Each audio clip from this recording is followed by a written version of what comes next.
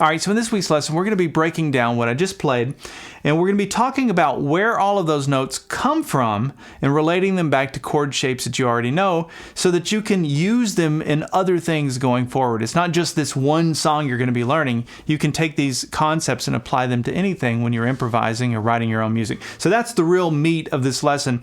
There's also a technical aspect of this, which is alternate picking. That's where you do down and up strokes with the right hand, and then you're synchronizing that with your left hand. So for those of you that have struggled with speed or accuracy, this is a great exercise for that, and it's a fun thing to play, and it sounds good to perform for other people, so you have all of those added benefits to this. But you can set whatever tempo you want with it. You don't have to play it at the tempo I did. There's no jam track, so you can start this thing really slow, and actually you should, just to get it accurate first, and then you can slowly increase. So anyway, we're going to be talking about all of that over the course of 2 videos. In this video, we're going to go through the first half. If you'd like to watch the second half, download the tablature and also access the on-screen tab viewer. You can get those extra things by going to activemelody.com, go to the weekly lessons page, and do a search for EP531. And if you haven't been to Active Melody and checked out the lessons that I have there, I have about 12 years worth of in-depth lessons just like this one, and they're all designed to help you improvise. There's lots of different styles. It's all kind of roots-based stuff. Lots of jam tracks and things you can learn, but that's what they're all designed to help you do, is improvise and sit down and jam with other people or write your own stuff. So anyway, that's my little advertisement for Active Melody. And the other thing I should just mention on that is you can jump in on any lesson. You don't have to, there's no starting point per se. Jump in on any of them if it sounds interesting to you. I'll give you all the background information in each lesson and make references to other stuff if you need to do a deeper dive on something. So anyway, get the plug out of the way. Okay, so this is a Boogie Woogie style bass line, or at least it starts off with that kind of boogie woogie thing. And this is killer. Like, once you learn this, you can apply this to any time you're playing a lead. I use this all the time when I get lost if I'm playing a solo, which happens a lot. I'll go into a boogie woogie thing because it's so relatable. People love it, and it's sort of easy to do. Once you can relate it back to chord shapes, and that's what we're going to talk about. So the song is played in the key of E. We're going to be looking at an E chord, an A chord, and a B chord in this video. 3 chords, a 1, 4, 5. And for the E chord, even though there's no chord being played, I'm defining the E chord as this. Even without hearing the chord, you can kind of tell what it is. If you were to pick up a guitar and play rhythm, you know, if you have a decent ear, you could find that that's an E chord. So it starts off with a downstroke. So when you're alternate picking, you start with a downstroke, and it really takes care of itself after that. It's that easy. Well, it's not easy to alternate pick at all, but to explain it is, because it's just down, up, down, up, down, up, down, up. It doesn't really deviate. Even when you're moving across strings, it's still down, up, down, up. So we're going to start with a downstroke on the 6th string, that open E string, because we're playing over the E chord. This would be the E chord. So we're going to go, so just down, up. Let's just start with that. And then we're going to do this. So I've got a little bar going on there, and I guess I didn't even think about that until just now, but I'm doing that because I'm going to use some of these notes on the 2nd fret there. So I'm kind of barring there on that 2nd fret all the way down to the 5th string. So it's, and then we're going to do, so that's 3rd fret, 4th fret on the 6th string. And then we're going to come up to the 5th string. We're still the alternate picking. We haven't broke the pattern yet. And then we're going to come up to the 4th fret, 5th string, and then an upstroke on the 4th string, which is behind that 2nd fret. That's the E chord. That represents my E chord. Then you just go back, you reset it. Once you do that upstroke, you go back to your downstroke, which is where you started. And that creates a loop. Now, just that will be enough challenge for some of you, depending on where you are, you know, what your comfort level is. But that's a great little alternate picking exercise right there, and it's also it sounds good and it's fun to play, but it's also just a good representative for your E chord.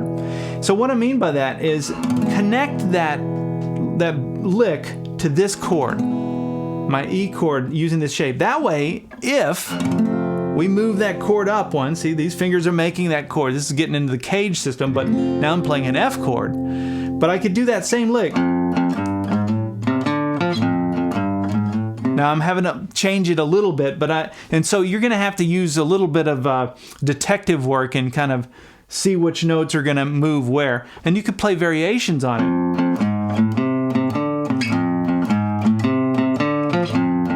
Now that's difficult because I'm having to jump back, and I could probably reposition my fingers and do that a little more with less jumping. I could do something like this. But anyway, I just want you to understand it and visualize it so that you can take a lick like this and apply it in something else going forward. Let's get back to E. Now, so I did that twice, and then the song goes to an A chord.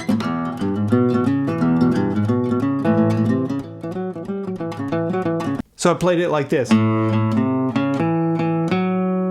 Now, instead of me coming up to this A note, which I could have done just like I did for the E, I threw in a variation to give you some other ways to think about this. So it went like that. So we went back to that second fret, this time on the 4th string. So it's the same thing that we just did, but we're starting now on the 5th string instead of the 6th string. We've moved everything up a set of strings. So after this, I played this. So pinky up here on the 5th fret, 4th string, we're going to go 5, 4, 2, and then down to the 4th fret, 5th string. So we have, and we're going to go back to the 4th string and go 2, 4, 2. So let's put that together and play that A.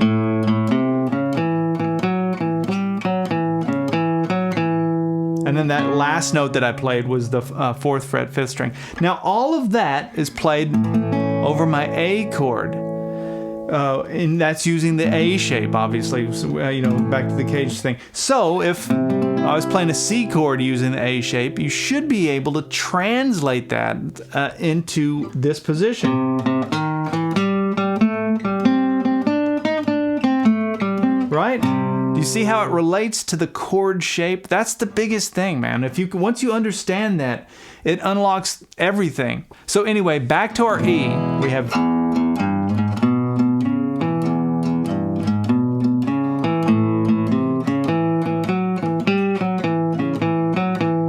So that was the A. Now the song goes to the B, and I'm going to take pretty much the same concept of what I played for the A, but we're going to shift it up 2 frets, just like I was showing you for using that C as an example. We're going to play out of the B chord using the A shape, and I'm going to play it like this. Walk it up to there. So we're starting on the B note, 2nd fret, 5th string. And then I slide up, and I'm picturing when I do that, I'm picturing my B chord using the A shape, and then also up into the G shape territory. So that would be one of the notes from the G shape. So it's my B chord using the G shape. So we walk it up, and that little walk up there is between the 6th fret and the 4th fret. We're just a little box there. So after I walk up, then I played this. So that was a slide. Some of you may want to use your pinky for that, but from that 6th fret, 3rd string, I went up to the 7th fret with my ring finger. I just shifted my whole hand, and then I slid back down. I find that to be easier. And then down to the 4th fret, 3rd string, down to the 6th fret, 4th string. So let's look at that again. We have.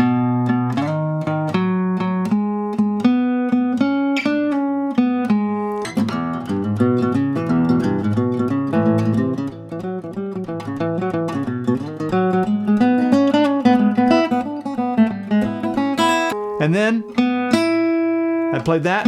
So that's the 4th fret, 3rd string. And then 5th fret, 2nd string. And that's the point where the song would switch back to your E chord. There's my E note.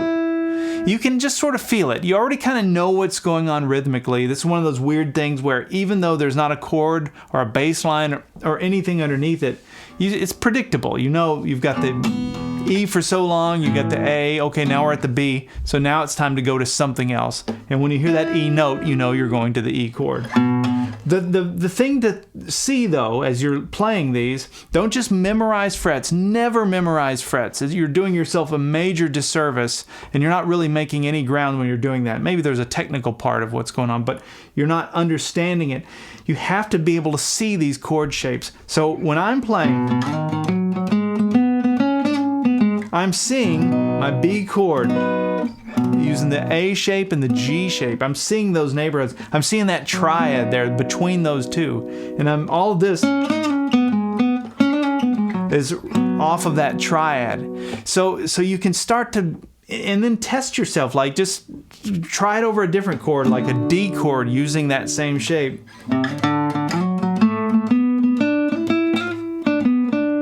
Right? And then once you start to see it that way, you can use it in anything. It becomes really valuable information. It's like learning a second language. And then once I come to that E note, I play this. Let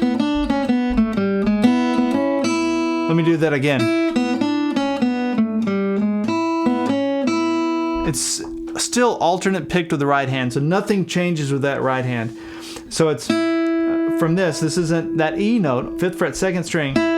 We're going to play the open 2nd string now and take advantage of that open B string. And then we're going to come down to the 3rd fret 2nd string and go 3, 2, open 2nd. So that's the first thing. And I did that so that I can get my hand off the fretboard. That's what's nice about these open strings. And then I can reposition it to do the next thing.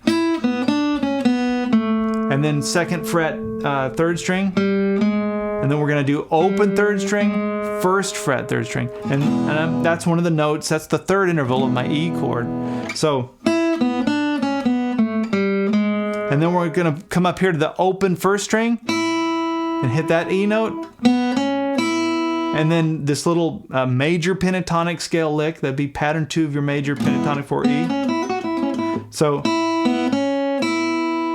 that open 2nd fret 2nd string, and then the open 1st string. So,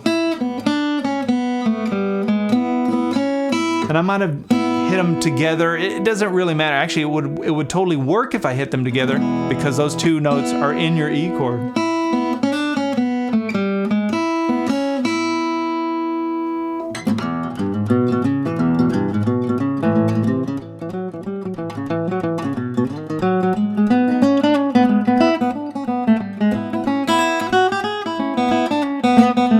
So at this point in the song, the whole thing just resets. So from the beginning, we've played our 1 chord, we've played our 4 chord, played our 5 chord, we went back to the 1 chord, and now the whole thing's gonna reset again. We're gonna do 1, 4, 5, 1 again. So what I'm gonna play this time, I wanted to get out of the bass, the Boogie Woogie thing, and play. Let's look at that. All of that represents my E. I love how rhythmic this is. It's right on the beat, da da da da da da da da, and it makes it easier with the right hand once you can get the rhythm going. Down, up, down, up, down, up, down, up. So we're gonna start with the open 1 string, and we're gonna go 2, 3, 4. Now that's chromatically playing. These two notes would be in your E major pentatonic scale pattern 3. So there would be like 2 notes from your E major pentatonic, but you can connect them. You can play those notes in between. Anytime you've got 2 notes and there's a fret in between, you can play that note in between. Back to your open 1, and then 2nd fret 2nd string, open 2nd string. Look at that. Now we're going to come back to the open 1, and then we're going to go. So open 1, 3rd fret, slide down to the 2nd fret, and then open 2nd string. So, and then here's another slide, and then we go. So we have,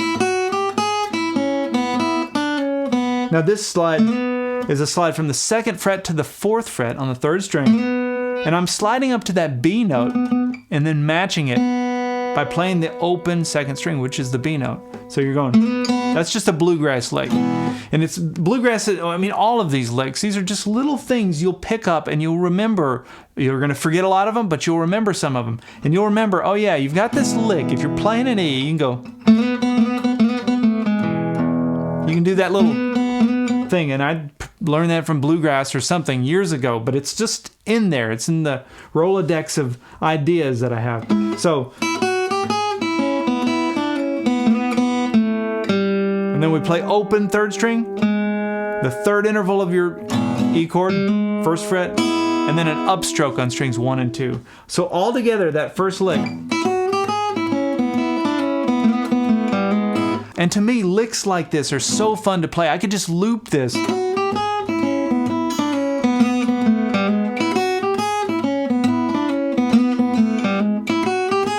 And just play it over and over until it starts to, you know, sound good or sound accurate. But relate those notes back to your E chord shape or your D chord shape. Now, these are still both in E chord. And then try this in a different key or a different chord, like G, for example. And that's a lick now that I can apply to anything, any chord in any key. But I'm connecting it in my mind. I use this E chord shape.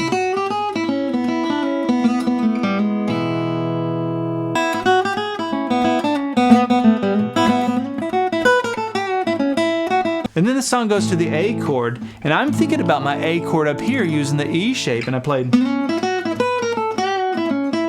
And all of that was just like major pentatonic scale stuff off of this E chord shape in that one little area there. So I slide up to the third interval of my A chord, so that's the 6th fret third string. And then we go 5, 7, 5 on the 2nd string. And then I'm going to come up to the 7th fret first string and go, walking that down chromatically. Again, taking advantage of those notes in between. That would be going between my 7th fret and 5th fret, but we're just going to go ahead and hit the 6th on the way. And then we're going to come back to the 7th fret 2nd string and go, and do a little half bend there. Down to the 5th fret 2nd string, 6th fret 3rd string, and then I come back to the 5th fret on the 2nd string, and then go 7, 5. So all together for the A chord.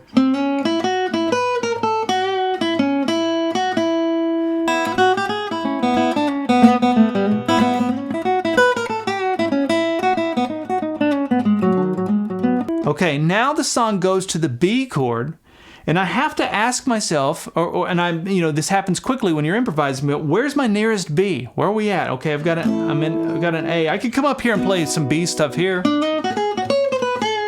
I could do the same lick, in fact, but I went this way. I thought about, oh yeah, I got a B right here. There's my B chord using the A shape, and there it is using the G shape. So that's right in the same neighborhood. I mean, in fact, it's overlapping where I am. Now watch this. So I'm thinking about, because I love pattern 1, so it's my B major pentatonic scale, pattern 1. It's right here. And it's connected to, it lives inside of the G shape from the cage system. That's a big light bulb for somebody out there.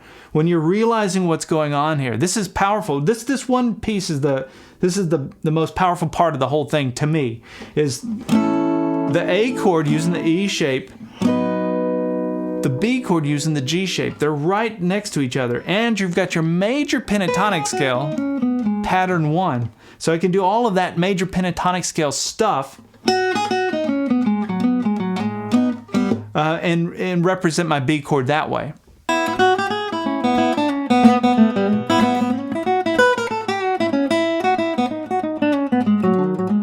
So to get into that lick, I started with the open B string, because why not, right? We're playing over a B chord, so my 2nd string open. And then I went, so that's 4, 7, 4 on the 2nd string. And then there's a slide there from the 7th fret to the 6th fret, down to the 4th, that's on the 3rd string. So we have, and then we come down to the 6th fret 4th string. So all together. And then I wrapped up that lick with. So we come to the 4th fret, 4th string, and then there's this little hammer-on between the 5th fret and 6th fret on the 5th string. And then we go back to the 4th fret, 6, back to the 4th fret, and then strings 2 and 3 on the 4th fret. And there's that little triad, right? My B chord. So that's how it sounds. And all of that represents my B chord, but just see where it is and see how it was a next door neighbor to my A chord that we were just playing.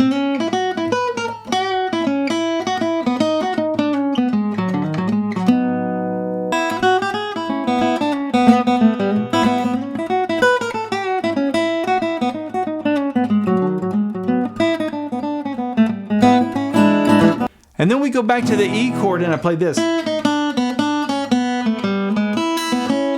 So this is just another chromatic thing going from the 5th fret to the 3rd fret on the 2nd string.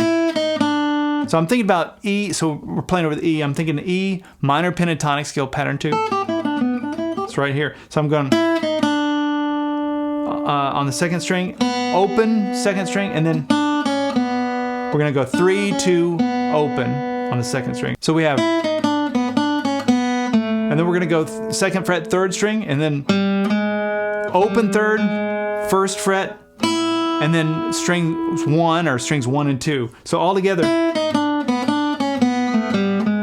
And then I went and played the E7 because that gets us into the next part, which is going to be in the part 2 video.